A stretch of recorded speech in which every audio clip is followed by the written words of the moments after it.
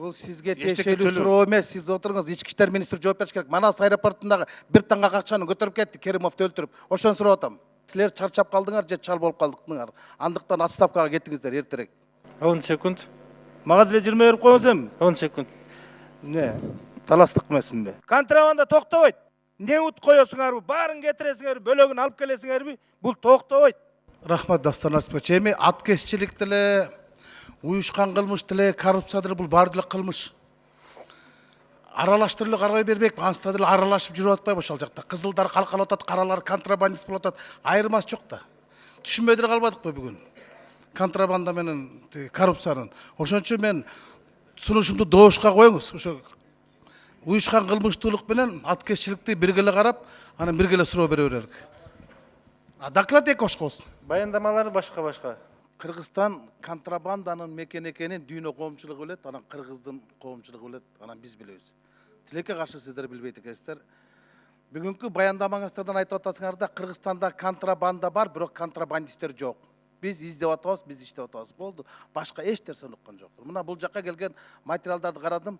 Башкы прокурордун орун басары Нурлан Дардаңов жазыптыр. 2017, 2018, 2019 жылдын 1 жарлыгында бир гана контрабанда боюнча кылмыш иши козголду. Ал дагы 2017 жылы 22 килограмм алтын менен Манас аэропортунан Бакыт уулу Нурис деген бала кармалып, УКМКга барып, анан жок болуп кетти. Айтып бериңизчи, ушул кылмыш иши эмне болгон?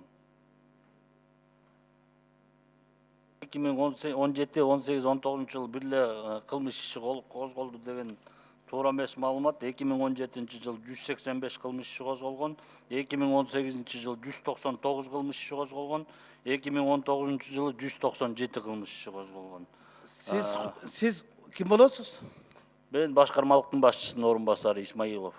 Анда сиз Нурлан Дардаңовдун жазган немесин жокко чыгарып атпайсызбы?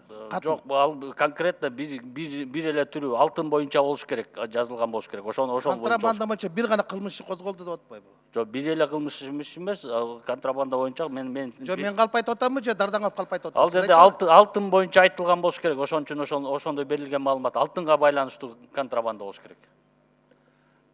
Ошол иштин эмнеси менен бүттү? Сурооңузга түшүнбөй калдым.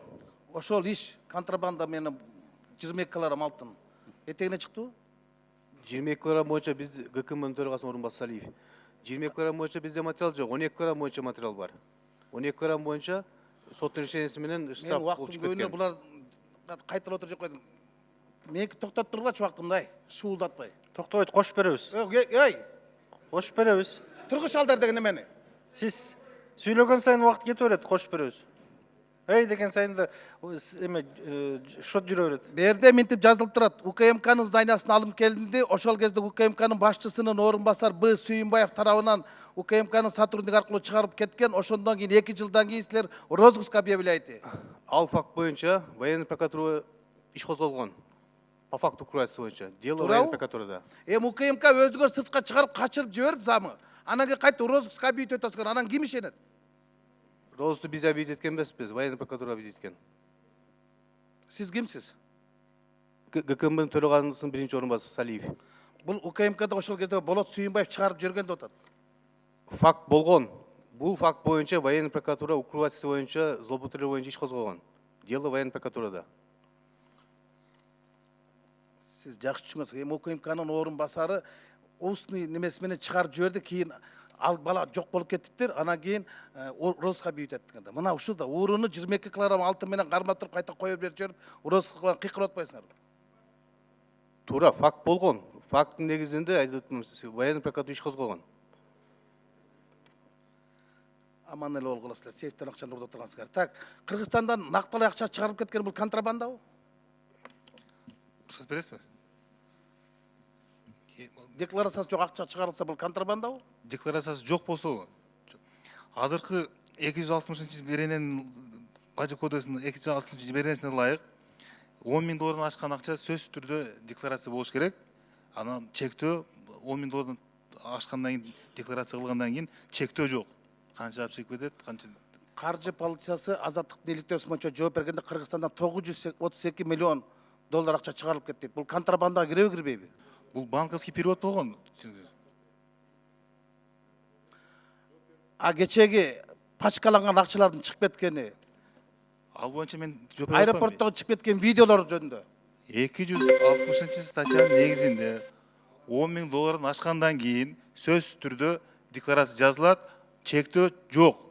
Чектөө жок. Бул сизге Эчтеке тиешелүү төлөө. суроо эмес, сиз отуруңуз, ички иштер министри жооп бериш керек. Манас аэропортундагы бир таңгак акчаны көтөрүп кетти, Керимовду өлтүрүп. Ошону сурап атам. Ички иштер министриге айтыңыздарчы ошол. Бир таңгак акчаны көтөрүп келатат. Керимовду өлтүрүп салды. Ал кылмышта 20 секунд бергиле. 30 жеп койду булар. 20. Урматтуу Рыскелди Чыныбекович, ички иштер министри аэропорттун ичинде иштебейт, биз сыртындабыз. Камал- Таможня жактардагы, паспортный контроль жактарда Өлтүргөндө сырттан өлтүрбөдү, аэропорт сыртынан. сыртында. Силерге кирбейби ички иштер? Сыртын биз карайбыз. Ошо эми сырттан өлтүрбөдү. Булбай Сыртын биз. Адам өлтүрүү фактысыны ички иштер министрлиги карайт. Да, контрабанда ал жак бизде. Ошо кылмыш иши боюнча айтып койсоңуз. Бизде бүгүнкү күндө, Рыскелди Чыныбекович, бүгүнкү күндө бизде контрабанда, коррупция жана должностной кылмыштар жок да, экономический кылмыштар. Бизде жок бүгүнкү күндө. Бурмалуу оглу, мен убактым барын жеп койсуңар дем. Каштар Астаканов жанагы аэропортто убийство болбоду, ошо боюнча айтып койсоңуз, ошону сурап атат. Убийство боюнча сурап атасызбы? Ооба. Ал убийство боюнча бүгүнкү күндө биз тергөө жүргүзүп атабыз. Өзүңүздөр билгендей, мен маалымат өткөндө бергенмин. 4 адам аныкталган, анын ичинде экөө кармалып, экөөсүнөн $180.000 биз тинтүү учурунда алдык, жана экөөсү издөөдө азыркы күндөчү. Акчалардын азыркы күндө тергөөнүн эмеси болгондуктан, купуя сыры болгондуктан каяктан экенин кийин айтып беребиз. Кийин укпайдыра койсок дейм. Деги жалпы кылмыштуулук менен айтайынчы, мына 100 миллион доллар менен Арпачиев кармалды, 14 жыл алды. 200 миллион менен Чалабаев кармалды, 5 жыл алды. $5.000 кылган УКМКнын немесине 50.000 сом штраф салдыңар дагы, Жусуп Иманалов 300.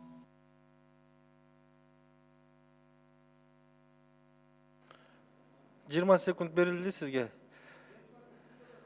Жооп берип коюңуз, Жеңиш Барпиевич. Эми урматтуу Рыскелди Чыныбекович, ар бир иштин өзүнчө немеси бар, өзүнчө жагдайы бар. Сиз айтып аткан маселени албетте бул азыр мына биздин финансы, каржы полициясы дагы бажы кызматтар белгилеп кетти. Эгер ошол акча чыгып атканда декларацияга кирбесе, $10.000 ашканы бул контрабанда.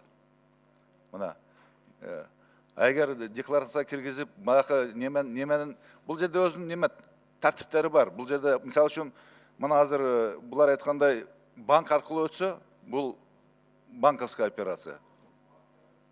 Банк аркылуу кеткен акчалар далар. 10 секунд. Менен коррупция менен кылмыштуулук менен сиздер күрөшө албай калдыңыздар. Сиздер президенттиги Сооронбай Шариповичти уят кылдыңыздар. Силер чарчап калдыңар же чал болуп калдыңар. Андыктан отставкага кеттиңиздер эртерээк.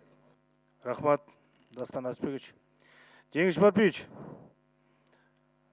ким айтат билбейм, айтсаңыздар, ошо бул жаңы жазык жорук кодекстери жана кылмыш боюнча кодекс кабыл алгандан бери канча опер жумуштан кетти? Барбы маалымат? Кожобек Жашыбекович, бүгүнкү күндө бизде мисалы өз убагы келгенде пенсияга кетип аткан кызматкерлер бар. Алар сураган жокмун. Бирок жөн эле мисалы жаңы кабыл алынган жазык жана жазык процессуалдык кодексинин негизинде биз иштебейбиз. Жок, аны да айткан жокмун. Ошондон кийин эле кеткендер барбы деп атам. Мен антип жазбайт дем. Мен силердин мыйзамыңарга каршымын деп кантип. Андай жок, андай жок.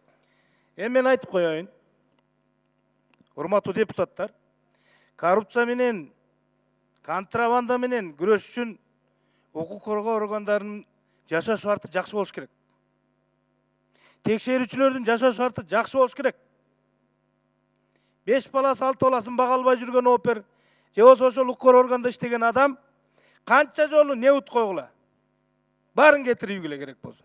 Күрөшө албайт. Мына бир гана сот системасына жардам берип атабыз. айлығы менен пенсиясын көтөрөлү, коррупцияга малынбасын деп. А Жеңиш Барпиевич, өкмөт бир реформа жүргүздүңөрбү? Контрабанда токтобойт. Мен айтып эле коеюн. Неут коесуңарбы, баарын кетиресиңерби, бөлөгүн алып келесиңерби, бул токтобойт. Көз алайып, 10 баласын багылбай аткан ошол сотрудник айласы жок барат ошол кылмышка. Аны кызыктырыш керек. Аны байлаш керек, ушундан айрыласың деп. Мына ошондо гана бизде тартип башталат. Контрабанданы билбейбизби? Толуп атат. Көчөдөгү саткан бензинден баштап кирип аткан тонналагандардын баары тең контрабанда. Бирок жашаш ортодо карайылда. Мынакей, жаңы мыйзам кабыл алгандан кийин РППны оңдоп келеле деп атабыз. Мындай боло турган болсо Кыргызстандын бир 5 жылдан кийин почти 90% иш косколуп текчеде калып калат документтери менен. Косколбосо дагы ошондой себеп менен. Алып келгиле оңдоп. Ким жооп берет? Эмне үчүн алып келбей атасыздар? Мен жооп берип коеюн. Урматтуу Кожоек Жашыбекович, мына реформа боюнча айтып кеттиңиз. Укук коргоо органдарында реформа жүрүп атат. Реформанын бир жыйынтыгы, мына өзүңүз билгендей, укук коргоо органдарында кызмат өтөөнүн мыйзамы деген мыйзамды өзүңүздөр мына кабыл алып бердиңиздер. Ушул мыйзамдын алкагында мына 2020 жылдын 1-январынан тартып, так айтып кетсе, ушул милиция кызматкерлеринде эмгек акылары көтөрүлөт. Бирок сиз туура айтып кеттиңиз, контрабанда маселеси бизде оор абдан. Анан буну бир гана кызматкерлерди алмаштырып, туура айттыңыз, кызматкерлерди алмаштырып, же болбосо башка маселе менен кыйын. Буну системалуу түрдө жок кылыш керек. Системалуу түрдө. Мана азыр мен өзүм презентациямда айтып кеткендей, Евразиялык экономикалык биримдиктин чек арасындагы өткөрмө пункттарга биз автоматташтырылган системалар киргизип атабыз. Бул ар бир өткөн машинени көзөмөлгө алганга шарт түзөт. Ал эми мына Кытайдан кирген посттор боюнча мына өзүңүздөргө белгилүү болгондой онлайн режимде бүгүнкү күндө камералар койгонбуз. Бул дагы баягы иштин аягы эмес, бул бүт системаларды биз өздөштүрөбүз. Барган сайын мындай жакшы нукка балып не боло берет. Мен ойлойм, ушул дагы контрабанданын көлөмүнө бир топ түшүрөт деген ойдобуз. Эми ал онлайн санариптештирүү аны мындай деле койсо болот, ал туура нерсе. Жеңиш Барпиевич, жашоо шартты кызыктыруу, байлоо бул совсем другой. 10 секунд. Мага деле 20 берип койсоңуз эми? 10 секунд. Не, таластык эмесминби?